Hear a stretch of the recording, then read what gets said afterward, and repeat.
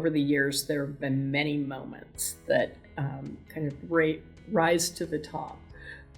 When I think of telling stories about teaching, a couple were in gifts I received from students just in appreciation.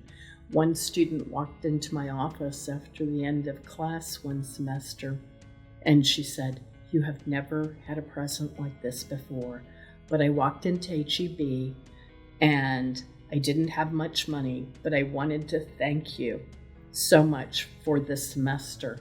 So I looked around and I thought, what reminds me of Professor Dawson?" And I said, "Warm cornbread." And so she brought me cornbread from the HEB bakery.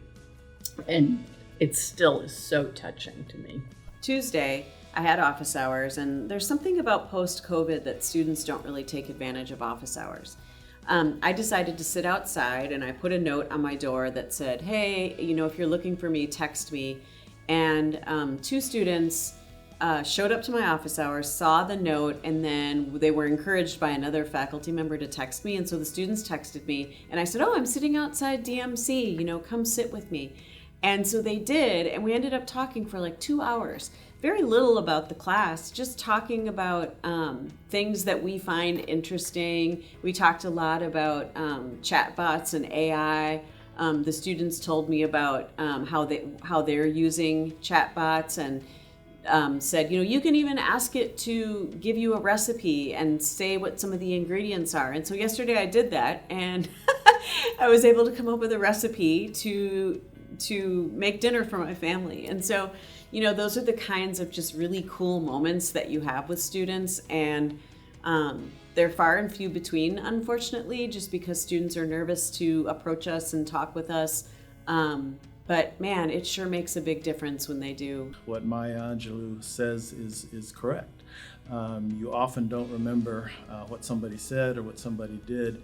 You remember how they made you feel.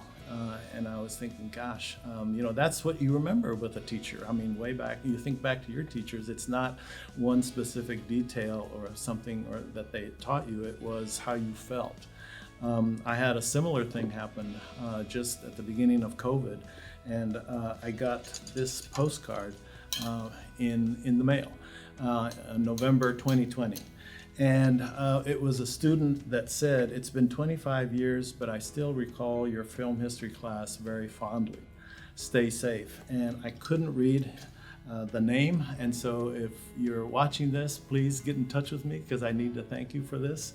But once again, it's that saying of Maya Angelou's, which is we don't necessarily remember what people said or did, we remember how they made us feel. And it just made me feel wonderful that I made other students feel good.